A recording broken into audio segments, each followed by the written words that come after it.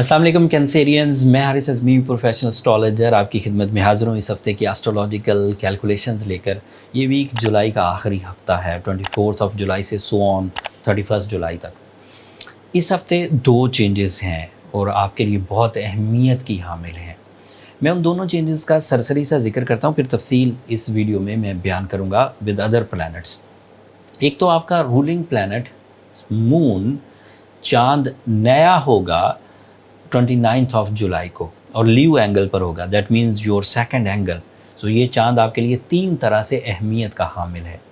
नया चांद आपके उन नए फ्यूल्स को सपोर्ट करता है जो एक सर्टन एंगल पर प्रोड्यूस होते हैं। जैसे लीव एंगल पर ये माली अचीवमेंट्स में, मतलब मटीरियल अचीवमेंट में आपकी तवज्जो ज़्यादा बढ़ा देगा, तो एक फ़ायदा।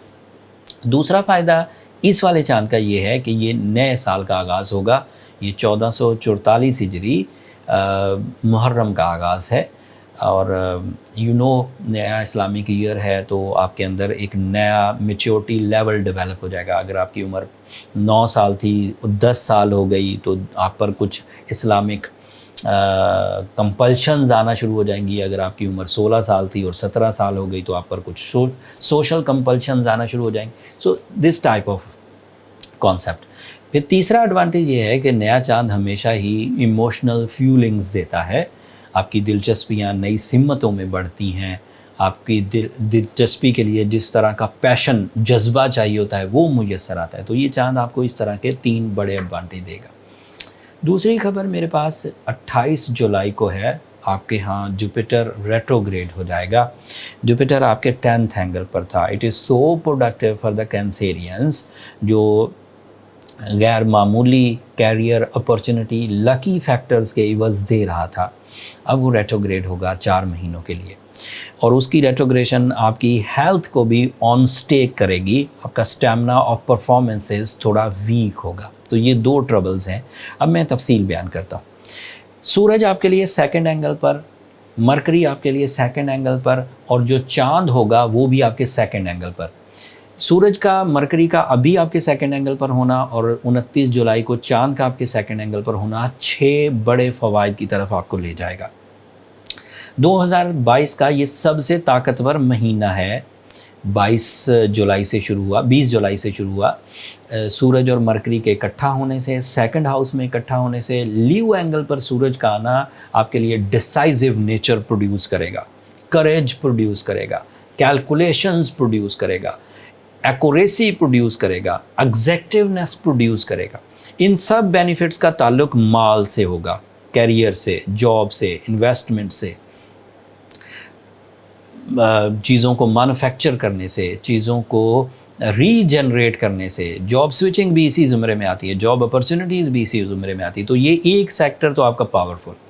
दूसरा, मरकरी सेकंड एंगल पर था, तो आपकी अक्ल व ज़हानत, आपकी वोकल स्किल्स, आपका पब्लिक इमेज, आपकी एजुकेशनल एक्टिविटीज़, आपकी एक्यूरेसी, बैंकिंग वाले कैंसेरियंस, स्टॉक एक्सचेंज वाले कैंसेरियंस, ये बहुत फ़ायदा उठाएंगे।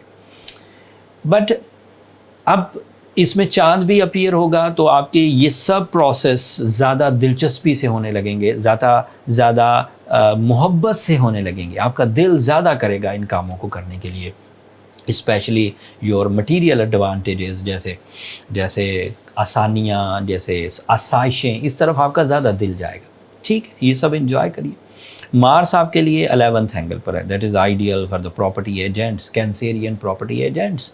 दैट इज़ आइडियल फॉर जो लोग इमिग्रेशन करना चाहते हैं, एक जगह से दूसरी जगह हिजरत करना चाहते हैं, माइग्रेट होना चाहते हैं, चाहे वो इलाकाई माइग्रेशन हो, एक शहर से दूसरे शहर, या वो बैन अल-अक़वामी हिजरत हो, एक मुल्क से दूसरे मुल्क तक, दोनों पॉसिबिलिटीज़ हैं। एंड मार्स के 11th एंगल पर होने की वजह से अगर आपने कोई ऐसी इन्वेस्टमेंट जिसका ताल्लुक टेक्सटाइल से हो, जिसका ताल्लुक प्रॉपर्टी से हो, जिसका ताल्लुक कंस्ट्रक्शन से हो, ट्रेडिंग से हो, ये वाले साइड बहुत अरूज पकड़ेगी। फिर मार्स के 11th एंगल पर आने की वजह से ये आपकी लव लाइफ को भी थोड़ा सपोर्ट करेगा, क्योंकि ये आपके 5th एंगल का रिप्रेजेंटेटिव है। तो 5th एंगल का प्लैनेट अगर अच्छी एंगल पर हो तो उससे लव लाइफ में भी ग्रोथ आती।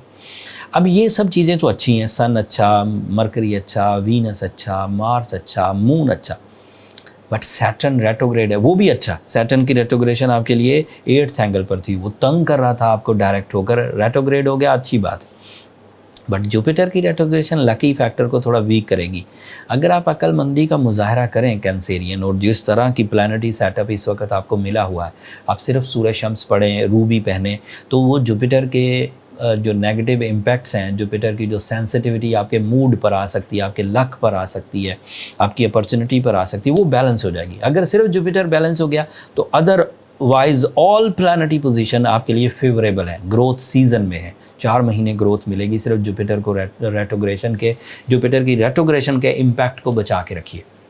उसके लिए जो एवरेज रेमेडी है वो तो यही है, रूबी एंड सूर्य शम्स 5 times in a day, and सुरख रंग की चीज़ों का सदका करना पीर वाले दिन, वो भी अच्छा रहेगा। बट अगर आप ये सब ऑलरेडी कर रहे हैं और चीज़ें ठीक नहीं हो रही, तो फिर टाइम को ज़ाया मत करिए, फिर आप अपनी पर्सनल कैलकुलेशंस की तरफ जाइए, ताकि पता चल सके कि where is the real problem, कहाँ असली ख़राबी है, वो आपकी बर्थ चार्ट से पता चल जाएगी। फिर उसे एड्रेस कर लीजिए, चीज़ें ठीक हो जाएंगी। बर्थ चार्ट कैलकुलेशंस के लिए नंबर नीचे चलते रहते हैं, आप इन पर रब्ता करके अपने लिए टाइम ले सकते हैं, बट वो फ्री फॉरम नहीं है कैंसेरियन, से होपफुली आप अंडरस्टैंड करेंगे। अगले हफ्ते मज़ीद एस्ट्रोलॉजिकल चेंजेस आएंगी, उन चेंजेस का आपकी ज़ात पर क्या असर होगा वो तफसील अगले हफ्ते बयान करूँगा। अगर मेरा ये बर वक्त आपको अवेयरनेस देना इन एस्ट्रोलॉजिकल इवेंट्स की, नए चांद का होना, जुपिटर की रेट्रोग्रेशन, अगर आपकी नॉलेज में इजाफा करती हो तो अपनी दुआओं में मुझे और मेरी टीम को ज़रूर याद रखिएगा। चैनल को सब्सक्राइब करना मत भूलिएगा, आपकी सब्सक्रिप्शन हमारी हौसला अफजाई की वजह बनती है कैंसेरियंस। अगले हफ्ते तक के लिए अल्लाह ने के बाद।